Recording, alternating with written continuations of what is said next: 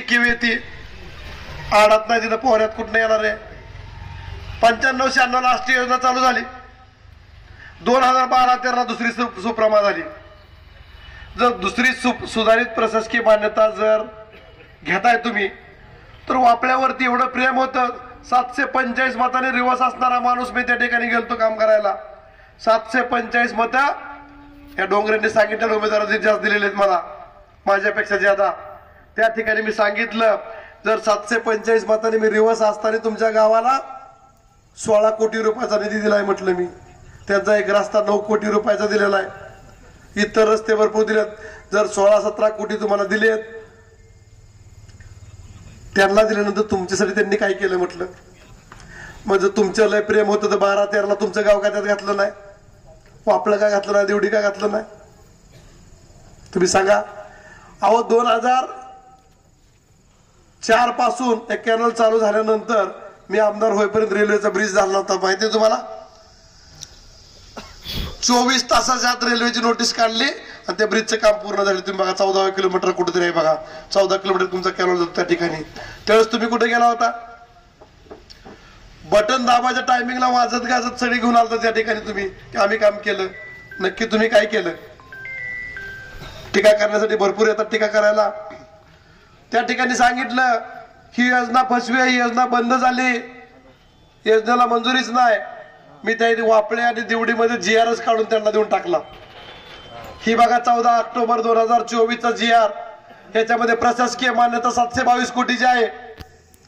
14 तारखेनंतर जर एखादा GR निघाला असेल आणि ही योजना रद्द झालेली असेल तर आमदार यशोधमाने उमेदवार या नात्याने तुमच्या उमेदवाराला जाहीर पाठिंबा देऊन टाकतो म्हटलं. बघा आजचं स्टेटमेंट आहे माझं. मीडियावाल्यांना सांगतो जर ही टवाळखोरची गँग फिरती ना, यांनी जर ही योजना रद्द झालेला GR दिला तर उद्या सकाळी 11 वाजता त्यांच्या स्टेजवरती जाऊन पूर्ण पाठिंबा देऊन टाकू राष्ट्रवादी काँग्रेस पक्षाच्या उमेदवाराचा. पण हा GR नाही मिळाला तर तुम्ही नक्की काय करणार? काढतेली तुम्ही काय करणार? घड्याला मत ना. तुम्ही लक्षात घ्या, माझं बोलण्याचा उद्देश काय आहे की फसवा फिसवीचे किती धंदे चालले त्यांचे बघा. बाहेर माग सारू बोलतात बघा. आम्ही काय बोलणार नाही, मी काम करणार आमदार आहे, मला काय जास्त बोलता येत नाही, पण मला जेवढं जमल तेवढं बोलत असतोय मी. दुसरा प्रश्न टाकला, यांनी योजना शेवटच्या अधिवेशनात का मंजूर केली?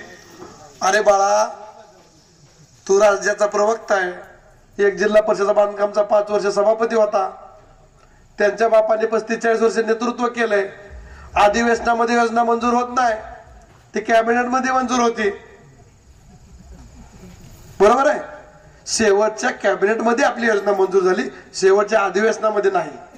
शेवटच्या अधिवेशनामध्ये म्हणण्यापेक्षा शेवटच्या कॅबिनेट मध्ये म्हणला असता तर काहीतरी त्यांच्याबद्दल किंवा आले असते की बाबा नाही खरंच काम करते ती जनतेसाठी.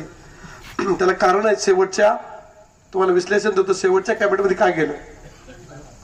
आपण 2021 रोजी अनगर या ठिकाणी दादा आल्यानंतर मागणी केली. ती मालकांनी आम्ही मागणी केली की बाबा यात अनगरसह 10 गावांना पाणी तुम्ही द्या. आणि PDL मधून आपलं पाणी शिल्लक होतं, कारण पाईपलाईन मध्ये 30% बचत होती. मग त्याच्यामुळे आपण दिल्यानंतर आपण एक 22-23 ला विरोधात बसलो. आपण विरोधात बसल्यानंतर विरोधकाची हाल कसं असतात माहितीये का?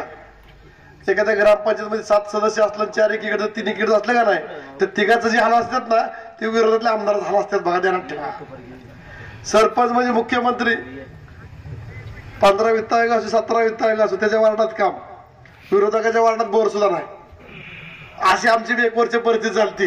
म्हणून अजितदादांना आम्ही निर्णय घ्यायला भाग पाडलं की भारतीय जनता पक्ष शिवसेनेच्या या युतीमध्ये आपण सामील झालं पाहिजे. कारण आम्हाला आमच्या मतदारसंघातली कामं करता, आम्हाला पक्षाचं वरचं राजकारण बघायची गरज नाही. आम्हाला आमच्या मतदारसंघातली कामं करायची असेल तर आम्हाला सत्तेत जावं लागेल. आम्ही सर्वांनी आमदारांनी भाग पाडलं आणि आम्ही सत्तेत गेलो. खऱ्या अर्थाने आपल्या मतदारसंघामध्ये 15 महिन्यामध्ये 2,500 कोटी रुपयाची कामं मंजूर झाली. 2,500 कोटी कशाला म्हणतात? 15 महिन्यात. महिन्याला किती आले बघा. तात्या तुम्ही 250 कोटी म्हणला, पण कुरुल ते पंढरपूर रस्ता तुम्ही विसरून गेला. पाठीमागील 40 वर्षापासून मागणी होती. 271 कोटी रुपये हिवाळी अधिवेशनात नागपूरला मंजूर झालं, प्रत्यक्ष काम चालू झालेलं आहे. घोडेश्वर ते मोहोळ, मोहोळ ते वैराग 415 कोटी रुपयाचा एकच रस्ता आहे. पहिले 10 लाख 15 लाख. ह्यांचं कसं आहे माहितीये का, व्यवहारी वस्तीकडून मोहिते वस्तीकडे, मोहिते वस्तीकडून व्यवहारी वस्तीकडे. म्हणजे इकडून 10 लाख टाकायचं, तिकडून 10 लाख टाकायचं. पुढच्या वर्षी परत खडी टाकायची, मुरमाचं बिल काढायचं. आम्हाला लय यांचं पोस्टमार्टम करायला येईल. मी ठेकेदार माणूस आहे. ह्यांची जर पाठीमागच्या 5 वर्षाची कुंडली काढली ना, यांना आजूबाजूला थांबायला मिळणार नाही. ह्यांची इतकी बोगस धंदा आहे त्यांचं. तुम्हाला एक किस्सा सांगतो तुम्हाला. 72 लाख रुपयाचे हायमास्टर त्यांनी मंजूर केले. मी नवीन आमदार होतो. सोलापूर जिल्ह्यातील सर्व आमदारांनी तक्रार करायला ठरवलं. हसन मुश्रीफ साहेब ग्रामविकास मंत्री होते. म्हटले चुकीच्या पद्धतीने 72 लाख रुपयाचे हायमास्टर मंजूर केलेत म्हटले यांनी. म्हटलं कुठं, तर पाहिल्यानंतर म्हटले मोहोळला नेलेत. मी म्हटलं माझ्या मतदारसंघात येतात, मी का विरोध करावा. विरोधक असो कुठे त्यांनी देऊ. मी माझ्या मनाचा मोठेपणा दाखवून त्या आमदाराच्या पत्रावर सह्या केल्या नाहीत, कारण ते माझ्या मोहोळ मतदारसंघात येते म्हणून. पण मला नंतर कळलं की त्यात 50% मार्जिन असतं म्हणते. मला तेव्हा माहित नव्हतं, कारण मी कधी हायमास्ट कोणाला दिले नाहीत. का दिले नाहीत, तर ते ठेकेदार आधीच म्हणायचा तुम्हाला 30% देऊ, तुम्हाला हायमास्टला पैसे द्या. मी म्हटलं मी हायमास्टला पैसे देत नाही. मी फक्त हे दत्ताच्या आग्रा खातेल बघा, कुरणवाडी तेवढे मी 5 हायमास्ट दिलेत बघा. दीपक माळे बसलेत बघा पुढे, ह्यांना एक 5-6 दिलेत. अख्ख्या 5 वर्षाच्या कालावधीमध्ये फक्त 10 हायमास्टर दिलेत मी, आणि ती कामं त्यांनीच केल्यात. मग तुम्ही समजा 72 लाख रुपये का टाकले, 72चे 50%, 36 लाख कुठे गेले, आजूबाजूला गेले. लक्षात ठेवा, हे धंदे ह्यांचे. त्यामुळे यांना झोपेतून उठलं कमिशन दिसतंय. सगळ्याची टोळी तसली झाली. सगळे टवळखोर आहेत टोळी सगळी. कमिशन एजंट असू द्या, काय असू द्या, यांना झोपेत न उठल्यापासून झोपेपर्यंत. आता झोपताना त्यांचा एक प्रॉब्लेम आहे, झोपताना त्यांना झोप लागत नाही. आम्ही झोपताना बिस्लरीचं पाणी पितो, आणि त्यांना झोपताना त्यांना डिस्लरीचं पाणी लागतं. फरक बघा, आम्हाला बिस्लरी, त्यांना डिस्लरी. त्याच्यामुळे त्यांच्या बुद्धीची सतत तेच चालू असतंय. कमिशन, पर्सेंटेज, वाटाघाटी, तडजोडी आणि वाटणी. बरोबर आहे. मग हे असले धंदे यांचं चालल्या, त्यांच्यावर बोलाय किती येईल तुम्हाला सांगतो. आणि मलिदा गँग, बरोबर आहे, भरपूर आहे. अशा पद्धतीने बोलाय भरपूर आहे. मालकांना बोलायचं, पण मला एकच बोलायचं, जे आहे ते चुकीचं बोलतात. आम्ही जे करतोय ते खरं करतोय. आम्ही कामाच्या जीवा मतदान मागतोय, ते आमच्यावर टीका करून मतदान मागतात. त्यांनी मध्यंतरी काढलं होतं भूमिपुत्राला उमेदवारी द्यायची, भूमिपुत्राला उमेदवारी द्यायची. पाक तुम्हाला सांगतो, ते असं वाटतं पुढच्या मीडियावाल्याच्या तोंडावर सगळं काय काय उडतं हे कळा ना. हे बी आपले घेऊन उभा राहायचे पुढं. तो बोलतोय काय चाललंय, म्हटलं भूमिपुत्र पाहिजे. मग आता भूमिपुत्र कुठे गेला, खरे कुठला भूमिपुत्र आणला, मोठं डॉबरमॅनचं कुत्र आणलंय आता. त्यांना माहित नाही की मुंडेवाडीत मी 4-5 एकर जमीन घेतली, तिथं माझं नाव लावलंय, घर बांधलंय, आणि त्या ठिकाणी मी मतदान लोकसभेला केलंय. मग आता भूमिपुत्र कोण झाला तुम्ही सांगा. एक घर बी केलंय, पत्राचं शेड का असा, पण मी केलंय ना.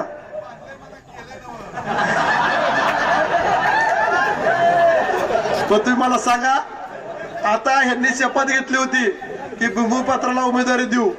मग आता मी भूमिपुत्र आहे, तर हे माझ्या स्टेजवर कधी येणार आहे.